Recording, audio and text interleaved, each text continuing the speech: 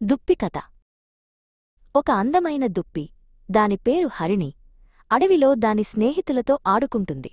అకస్మాత్తుగా అది వేటతోడేళ్ల గుంపును చూసి భయంతో పారిపోతుంది. హరిణి పరుగు పరుగున ఒక గొడ్లచావిడిలోకి దూరింది.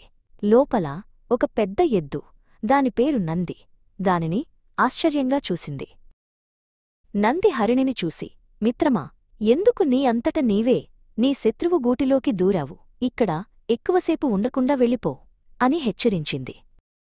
హరిణి బదులుగా, మిత్రమా, దయచేసి నేనెక్కడ ఉన్నానో అక్కడే ఉండనివ్వు.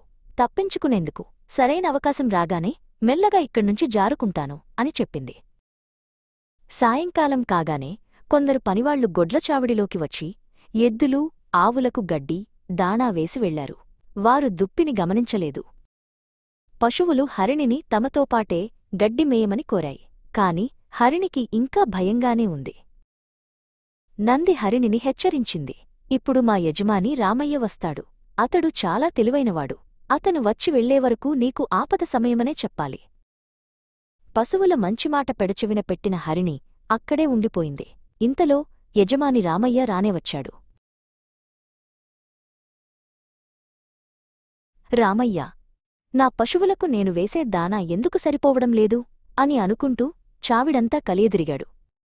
అన్ని పశువుల మధ్యలో రాటుదేలిన హరిణి కొమ్ములను చూసి ఆశ్చర్యపోయాడు. రామయ్య తన పనివారిని పిలిచి దుప్పిని బంధించమని పురమాయించాడు. పాపం, పశువుల మంచిమాట వినని హరిణి బందీ అయిపోయింది.